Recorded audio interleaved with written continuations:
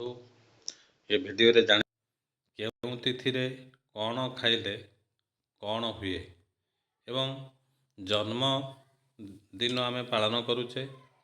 ଜନ୍ମଦିନରେ କ'ଣ କଲେ 12 ମାସ ଯାକ ବିଘ୍ନ ନାଶ ହୋଇଥାଏ।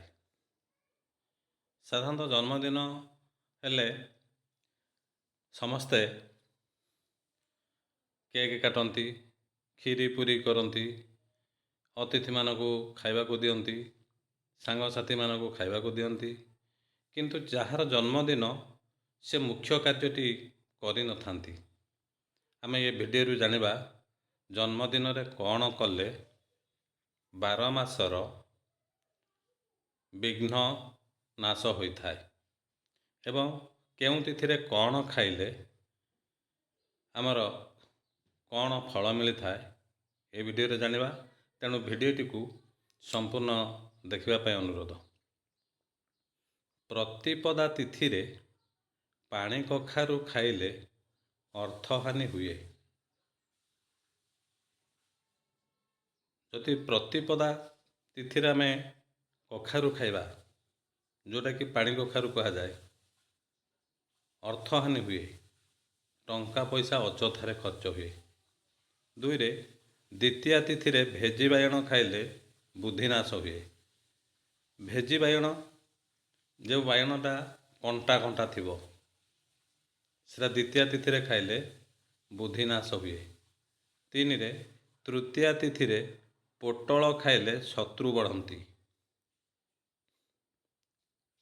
ଚାରିରେ ଚତୁର୍ଥୀ ତିଥିରେ ମୂଳା ଖାଇଲେ ଧନହାନି ହୁଏ, ଅର୍ଥ ଅଯଥାରେ ଖର୍ଚ୍ଚ ହୁଏ। ପାଞ୍ଚରେ ପଞ୍ଚମୀ ତିଥିରେ ବେଲ ଖାଇଲେ କଳଙ୍କ ବଢ଼ିଥାଏ। କଳଙ୍କ ବଢ଼ିଥାଏ କ'ଣ? ଗୋଟିଏ କାମରେ ଆମେ ସମ୍ପୃକ୍ତ ନଥିବା, ଅଯଥାରେ ଆମକୁ ଅନ୍ୟମାନେ ଦୋଷ ଦେବେ। ଛଅରେ ଷଷ୍ଠୀ ତିଥିରେ ନିମ୍ବ ଖାଇଲେ ନିମ୍ନ ଯୋନି ପ୍ରାପ୍ତ ହୋଇଥାଏ। ନିମ୍ବର ଫୁଲଟାକୁ ଖାଆନ୍ତି, ତେଣୁ ସେଟାକୁ ଷଷ୍ଠୀ ତିଥିରେ ଖାଇବାକୁ ବାରଣ କରାଯାଇଛି। ସାତରେ ସପ୍ତମୀ ତିଥିରେ ତାଳ ଖାଇଲେ ଶରୀର ନାଶ ହୋଇଥାଏ। ଯଦି ସପ୍ତମୀ ତିଥିରେ ତାଳ ଖାଇବା, ତାହେଲେ ଶରୀରରେ ବିଭିନ୍ନ ପ୍ରକାର ରୋଗ ସୃଷ୍ଟି ହୋଇଥାଏ। ଅଷ୍ଟମୀ ତିଥିରେ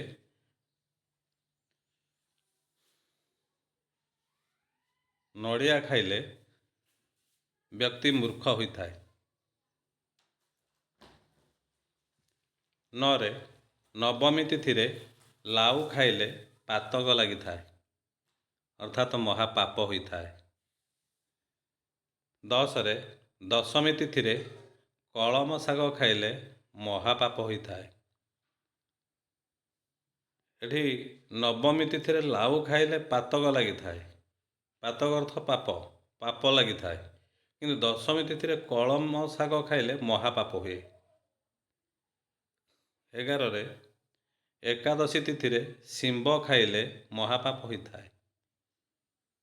ଏ ଯେଉଁ ତିଥି ଅନୁସାରେ ଖାଇବାକୁ ବାରଣ କରାଯାଇଛି, ଏଇଟା ନ ଖାଇଲେ ବହୁତ ମଙ୍ଗଳ ହେବ। 12ରେ ଦ୍ୱାଦଶୀ ତିଥିରେ ପୋଇ ଖାଇଲେ ବ୍ରହ୍ମହତ୍ୟା ଦୋଷ ଲାଗିଥାଏ।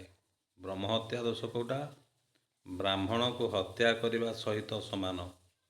ତେଣୁ ଦ୍ୱାଦଶୀ ତିଥିରେ ପୋଇ ଖାଇବାକୁ ବାରଣ କରାଯାଇଛି।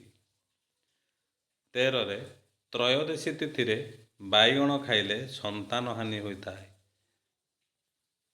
ତ୍ରୟୋଦଶୀ ତିଥିରେ ବାଇଗଣ ଖାଇଲେ ପୁଅ ଝିଅମାନଙ୍କର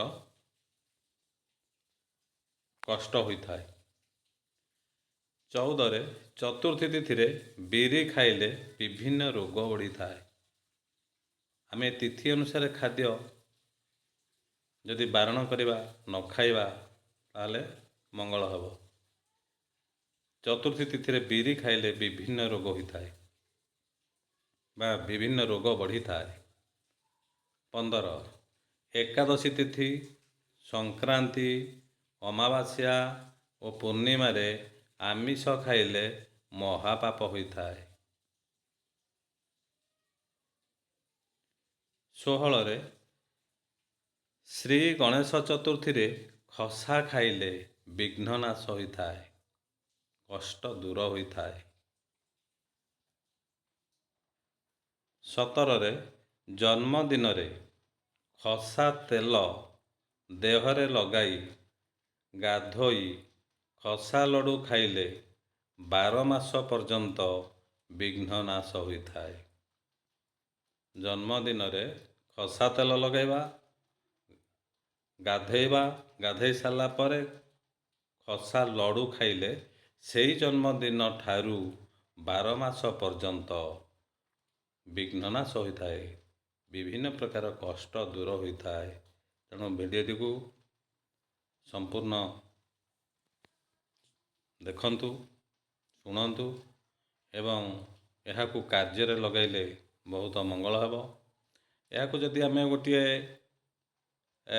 ଲିଷ୍ଟ କରିବା, ଲିଷ୍ଟ କରିକି ଘରେ ଟାଙ୍ଗିବା, ଦେଖିବା କେଉଁ ତିଥିରେ କେଉଁଟା ବାରଣ କରାଯାଇଛି, ସେଇଟାକୁ ଆମେ ପାଳନ କରିବା ଅର୍ଥାତ୍ ଖାଇବା ନାହିଁ, ତେବେ ସମସ୍ତଙ୍କର ମଙ୍ଗଳ ହେବ। ଏହାକୁ ଖାଲି ଶୁଣିଦେଲେ ତ ମନେ ରହିବ ନାହିଁ ବା ଆକୁ ପଢ଼ିଦେଲେ ବି ମନେ ରହିବ ନାହିଁ।